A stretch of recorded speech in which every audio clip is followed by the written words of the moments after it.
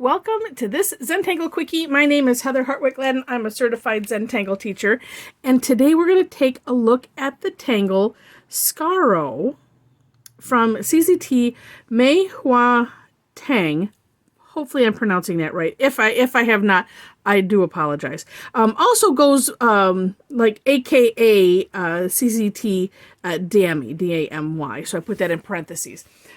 This is a neat flower pattern, and it's actually a grid format. So in the description box, or description section, I will put my step out as well as a link to where it is on tanglepatterns.com, because not only does it show the inspiration for this, which is really cool, but it's kind of nice to see her step out, as well as there's some variations and some ideas. And also, so you know, there's a concept that we have been using for a while. I've not delved into it a whole lot yet. Called fragments and reticula, and the reticula is basically the grid, or the structure, and the fragments are like fragments of a tangle, and then you could take that and flip them around and create new tangles essentially from this. So anyway, it's a whole thing. It's in the Zentangle primer book, primer volume 1. Hopefully there'll be a volume 2 at some point, which would be really cool. But anyway, I just wanted to kind of give you a heads up on that, and that will also be in the description section, just so that way I like more info is better, and if you're not an info person, well, then you don't have to click on it. It's okay. All right, so as I mentioned, this is essentially a grid pattern, and we're going to pretend that this is one square in the grid, and I do have a something else that I'll show you, like I did a 4 square, but I thought this would help just to be, easy to see.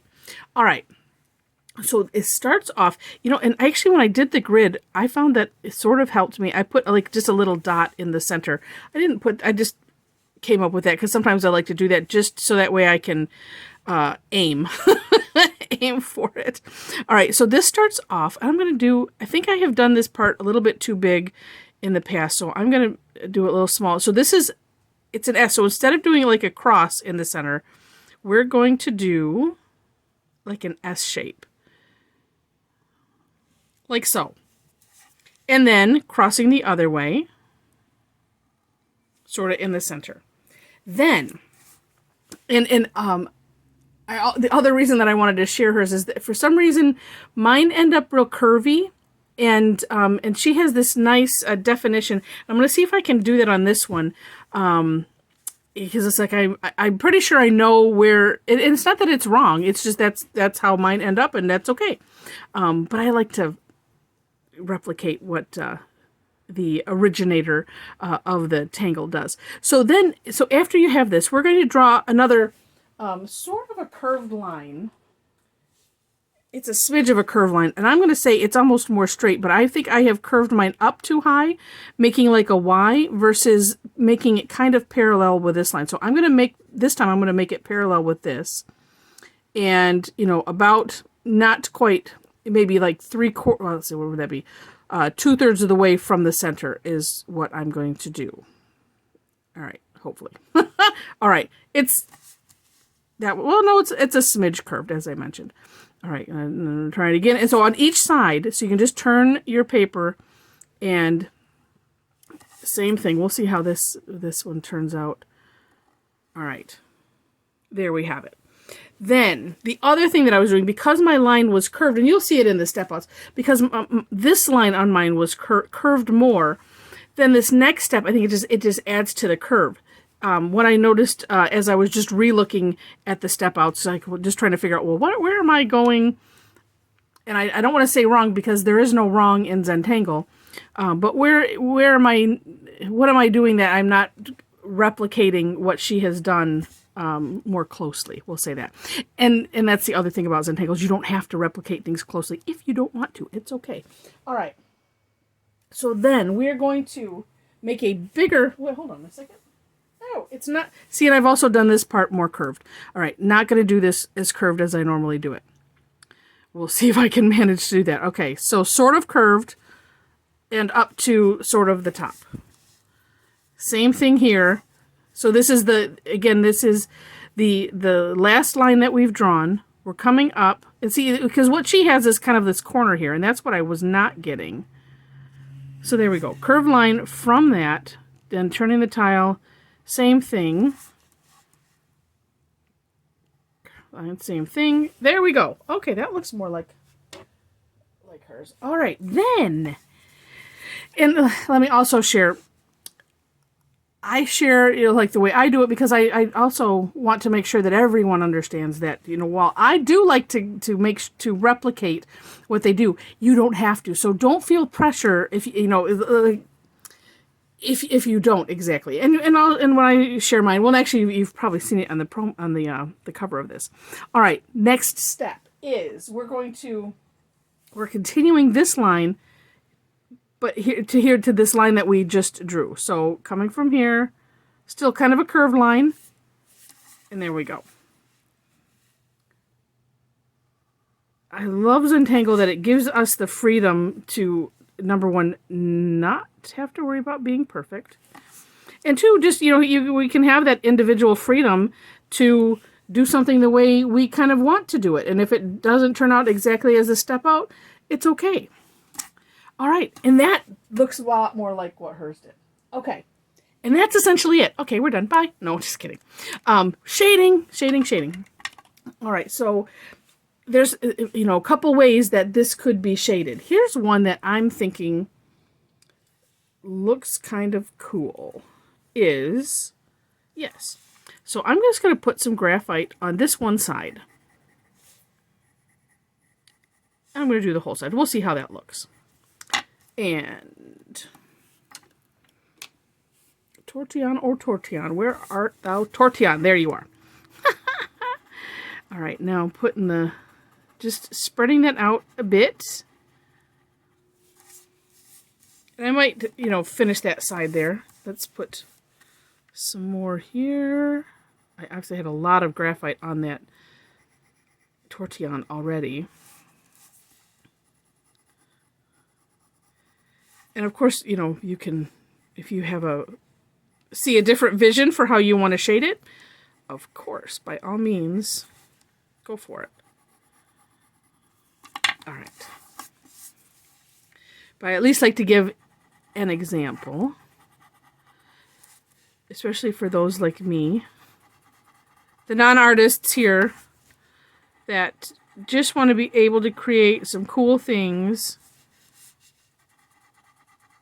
I think that's why I like replicating, working to replicate what somebody else has done, because there is a certain satisfaction in that period. But then I also occasionally will go kind of outside of the rules, if you will, and, experiment and explore. And ooh, doesn't that look neat? That looks really cool. Then also, here's a something else. Which side do I want to do that on? I think I'll do it on this side. And we'll do that consistent. I was thinking to do it on the other side, but it's okay. And if you are new to Zentangle, know that after you practice for a while, because I've been doing this for 9 years, certified for 5, and ooh, that looks neat too. Very cool. All right. But know that sometimes after you've done it for something for a while, then you can what's going to happen. So it's like, oh, well, I know this, so I'm going to try this trick. Or I'm going to try that. I'm going to shade here or shade there, because we kind of already know and can kind of picture what's going to happen. And that just happens as you get used to doing something. Now, here's the one that I did in a 4 square.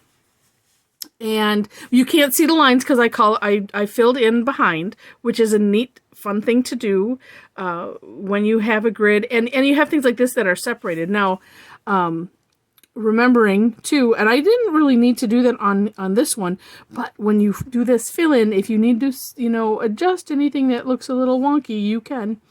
Now, as you can see here, so that second line, I curved it up so it looks more like a Y than here, where it's it's still a Y, but it's more wide open. So depending on what look you want, if you want this look where this really looks like a spade, or, you know, like a spade as in a shovel.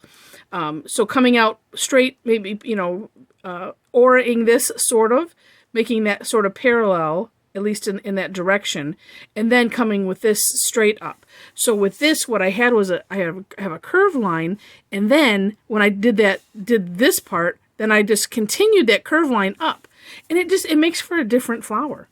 So this one is kind of neat. It was one of the things that she had on her as a thought for shading, and I'm just going to do this on 2. Maybe I'll leave the other ones just open. Is just spreading some graphite, and then with the tortillon or stump, whatever you have, or your finger, or a cotton swab, or a makeup thing.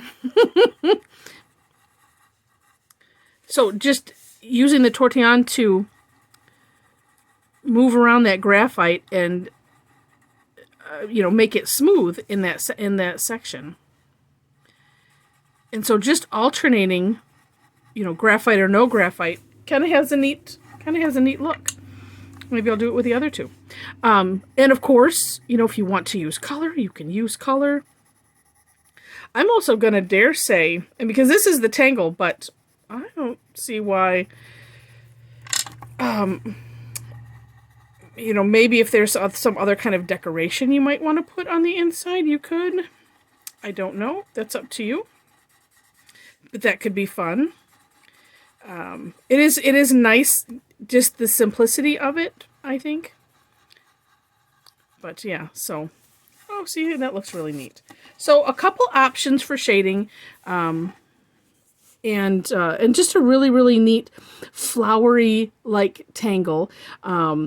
You know, and I'm also thinking, you know, if you have the shape done, you don't necessarily have to do it in a grid like this. I was pretending like the edge of the tile was the grid, but you know, as long the trick would be, and where I would run into, well, and maybe run into trouble, is, you know, when you have the grid line, then you have a guideline as to how far up to do, say, like this curved line. You could do the inside. So I can picturing, you know, a tangle where you could put these out sporadically, type of thing, you know, just wherever you want. And that, of course, you could do, and that would be really neat use of it, besides just putting it in a grid. So, with that, if you enjoyed this video, would love to have a thumbs up. If you liked it well enough to maybe see more, would love to have you to subscribe to the channel. You just hit that subscribe button, and then also after you do that, hit the notification bell that's right next to it, so that way you can decide how you want to be notified when I upload videos. As of right now, I took on a daily challenge at the end of January, and continuing it with so this is just a daily tangle, and I'm gonna do it until I run out of tangles, or, you know, yeah, until I run out of tangles, because nothing else is gonna happen. Oh, knock on the woodless graphite pencil. All right, so with that, I wish you lots of happy tangling.